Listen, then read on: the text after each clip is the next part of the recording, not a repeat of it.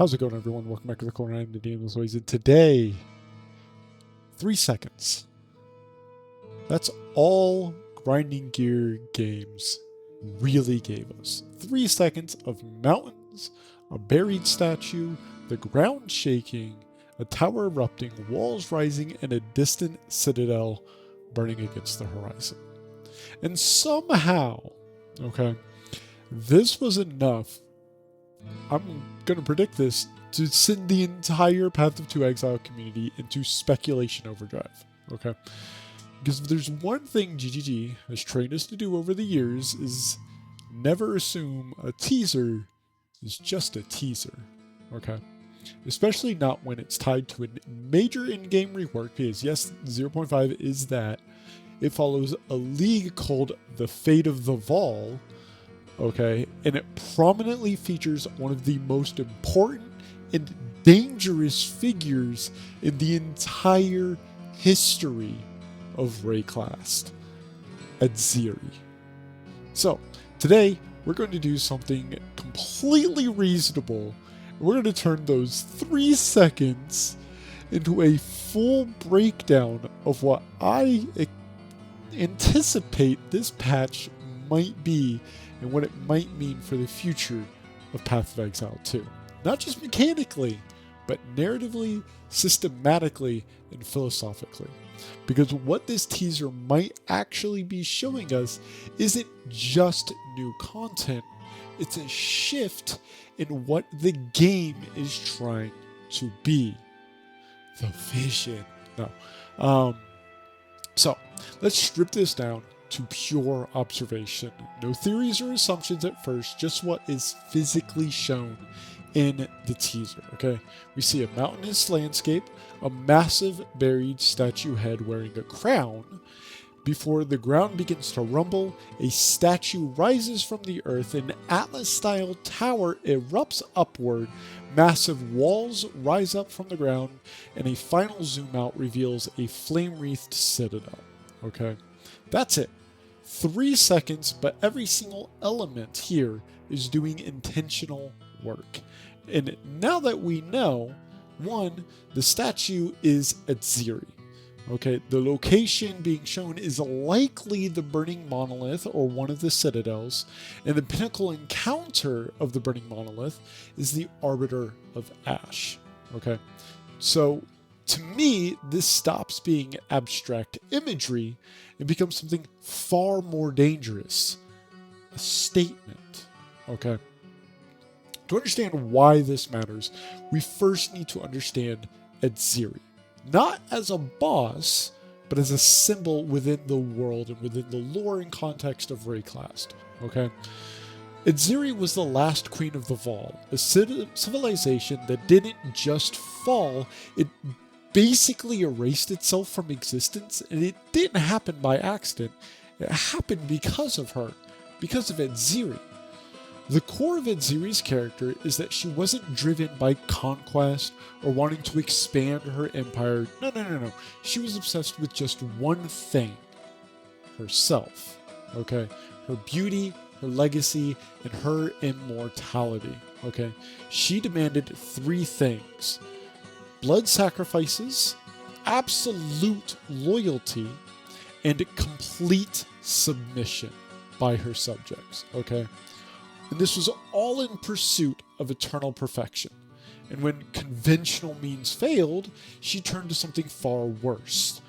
The beast, And this was the Vol's fatal mistake.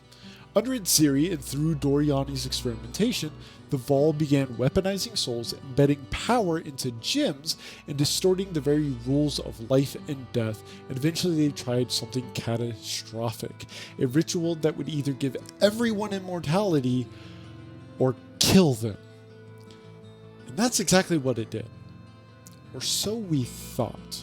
You see, through the Fate of the Vol, we learned that Doriani had contingency plans for his contingency plans for his contingency plans, And so he sealed a whole bunch of Vol inside of various vaults throughout the world. That's what the last league was, is we were going underground into these vaults and exploring through them, And then eventually fighting Exile herself. So you see, the fall of the Vol wasn't just death, it was the complete and total collapse of their civilization, turning them into nothing more than a myth. And Atziri herself, well, we know she didn't die, right?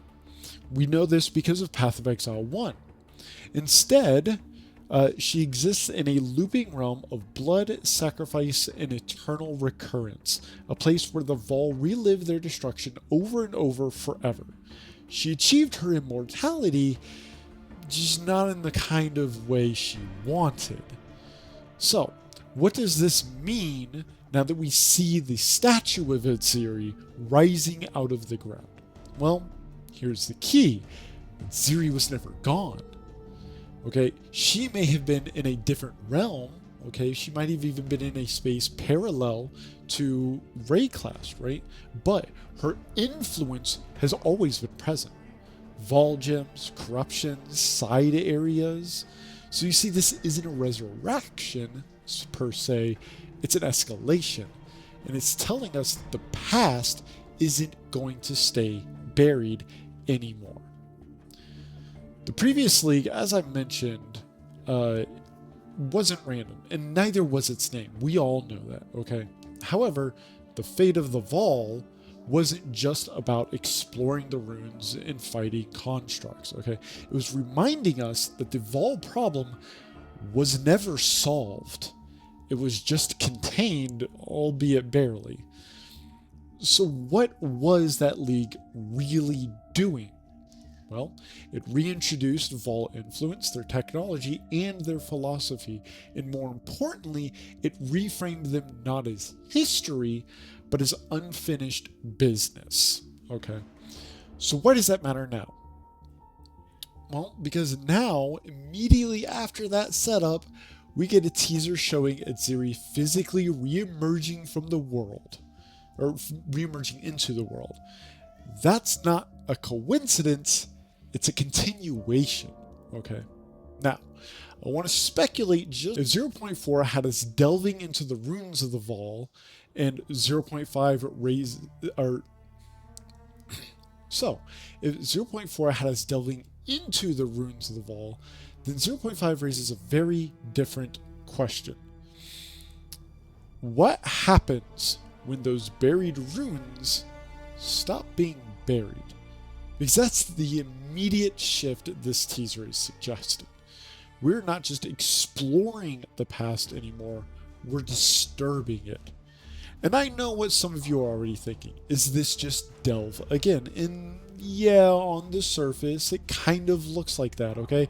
Buried structures, ancient civilizations, things rising from below. It echoes systems we've seen before in Path of Exile. But here's the thing. This doesn't feel like we're going down into something hidden. This feels like something is coming up to meet us. And that difference, that changes everything. Because the moment those structures erupt from the ground, this stops being environmental storytelling and becomes a systematic transformation. Okay? So, with that in mind, let's talk about the elephant in the room. Towers. Okay? Now, if you've played Path of Exile 2 in any of its forms, really, you already know that towers are divisive. At best, they're a necessary step and a tool for progression, and at worst, they're a cumbersome, out-of-the-way mechanic, something you tolerate and most just don't even engage with, right? And citadels, they're the opposite problem. Some people find them constantly, and others can go weeks without seeing a single one, which creates this really strange disconnect between two core systems of the endgame that just feel completely out of sync with each other. So when I see this teaser where a statue rises up, a tower erupts, entire walls reshape the landscape, I don't see a spectacle, I see intent. Okay, now I want to be clear here. I don't think GGG is just going to flip a switch and say, hey, towers are citadels now. okay? That's not how they design systems. They don't remove friction. They recontextualize it. They layer mechanics on top of each other until the player has to make a meaningful decision, okay? And that's where it really gets down to the core of it, right? They said they want Path of Exile 2 to have meaningful combat, okay? I don't think they were just meaning combat itself. I think everything they wanted you to do in Path of Exile 2 was something that was meaningful, okay? Contrast this to Path of Exile 1, right? Where you go into a map and right now you either select between the Maven, the Elder, or the Searing Exarch to influence the map, right? And they do this in different ways and in different mechanics. But you can't really tell me that these are meaningful decisions, right? It's all just something you add onto your map to give it something different, right? To kind of give it a different flavor, right? So here's my thought process for Path of Exile 2. Instead of replacing Tower, what if they're becoming something else entirely? What if towers no longer lead you forward, but they trigger change? Okay, imagine this. You reach a tower, okay? You go into the map, you clear it out, whatever. You get to the tower, you activate it. And instead of just having it check a box, the world itself reacts. Okay, the ground trembles, structures begin to rise, walls reshape the landscape around you, and suddenly you aren't just progressing through the atlas, you are transforming a region within the atlas. Okay, they've already done something like this. That's the thing, okay? Where we see the map itself change. In Act 3 with the waterways, when you pull the final lever, the map opens up and we visually see the water recede on the map and reveal the sunken city. So I don't think this is just going to be a node or a UI element. I think it's going to have the towers reshape the map itself, reshape the atlas itself, and let us control how the map is explored, okay? So I think it'll do this, okay? Let's imagine you go to an area where it has the tower, right? You see the influence ring, or the ring where the tower is going to influence, okay? You clear out every map around it. Then you go to the tower. You activate it and you select what you want it to do, which citadel, or maybe even the burning monolith itself, you want to rise up. Then it does that. It reshapes that entire region, and all of those nodes become new nodes. You can rerun those nodes, now changed, now influenced by the citadel or the burning monolith that you chose. And within that region, you begin to get like the keys and whatnot that allow you to access the citadel or the monolith, right? And each one of those, when you complete that map, you add a modifier or something that influences, changes the citadel or the pinnacle thing that you're going to be doing, right? Whether that's potentially dropping more keys to access the burning monolith, or making the items that the boss of the citadel drops rarer, or give them more of them, right? GGG has already said they want to change how we interact with mobs, right? Whether that's you increasing pack size and lowering like overall rarity, right? Or reducing pack sizes so you just have a few really, really powerful rares, but they drop really good loot, right? They want you to be able to control how your in-game experience is. And this right here would lend exactly to this. You can personally control how your encounter with the Citadel or the Burning Monolith is. You can control your own experience. So this means that the Atlas stops being just a map and starts becoming a system that responds to you. And if that's the direction this patch is going, then this isn't just a fix for towers. It's not even just a rework for citadels. It is a fundamental shift in how the endgame works. Exactly what they promised. Because we're no longer just running content, we are creating it. And if everything we've talked about is true so far, if Edziri represents the past breaking back into the present, and the Arbiter itself represents judgment waiting on the end at the end of it, then these rising structures aren't just mechanics, they're consequences. And we are the ones pulling them out of the ground. Okay. Now we have reached the centerpiece, the Arbiter of Ash. So, what does the Arbiter represent? Well, if Edziri represents desire, excess, and corruption, then the Arbiter is judgment, trial, and purification.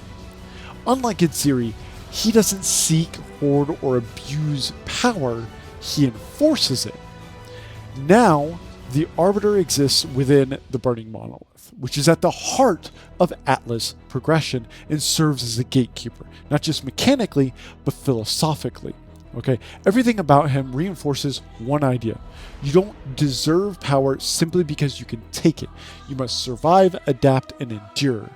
The contrast that defines this patch, okay, Edziri says, I will take immortality. The Arbiter says you have to prove you deserve to exist. Okay, this is lore we're talking about, by the way. Now, the walls that are rising up from the ground, they change everything as well because the interpretation shifts. Before, these walls that are within that surround like the citadels and all that, they're like, ooh, it's a cool environmental effect, right? But now, recontextualized, reinterpreted it, they're a barrier, a containment zone for something buried underneath. Okay, but more importantly, it suggests that the game world is no longer passive, that the Atlas has intent. It no longer is just a tool, and is a force and possibly a judge. The Maven? Maybe. So, big theory time. Here's the synthesis. The Vol broke the rules. They distorted reality and basically escaped consequence for a time anyway, right? But now something is answering, okay?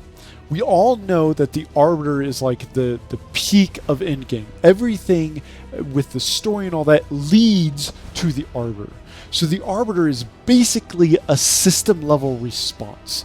He isn't good or evil, he just is. He is inevitable. So what does this mean for Path of Exile 2? Well, this could represent a shift from power fantasy to accountability. From how broken can I get to can I survive what I have unleashed? Okay. Now, 3 seconds. That's all it took to show us the past rising, the system reacting, and judgment arriving.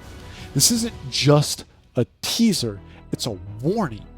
Because if this interpretation is even partially correct, and I'm hoping it's more than partially, then Grinding Gear Games isn't just updating the game, they are redefining it.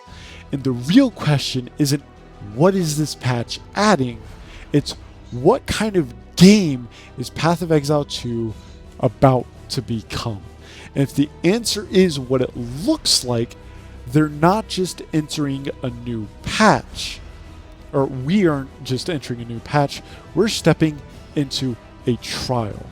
And this time, the game is judging us. I am so excited. I'm beyond excited for what 0.5 could potentially have for us. I can't wait to see what they actually reveal in the coming days with their full reveal on, I think it's the 5th of next month or the 7th of next month or whatever. Okay, I can't wait. I am so excited for it, and I hope you are too. Don't let this be doom and gloom, okay? Yes, it's taken longer than they said they would, but honestly, I don't care, okay? I don't care how long it takes, because what everything is shaping up to be means that it will be worth it. It is going to be a complete redesign of the Atlas passive tree, and the entire progression of the end game. And I can't wait. So, if you are like me and you are excited, make sure you hit subscribe, hit that like button, leave a comment down below. Let me know what you think is coming in 0.5 and whether or not you disagree with anything I've said, with all my theories, my speculation, with the lore potential consequences that this is going to have, all of that. Let me know down in the comments. And if you don't like it, hit the dislike button, and again, let me know down in the comments why you don't agree, why you dislike it, okay? Because I want to see what everyone thinks is going to happen and going to come from 0.5. Thank you all for watching. Thank you all for coming. If you've stayed this long, thank you, thank you, thank you. And as always, I will see you guys next time.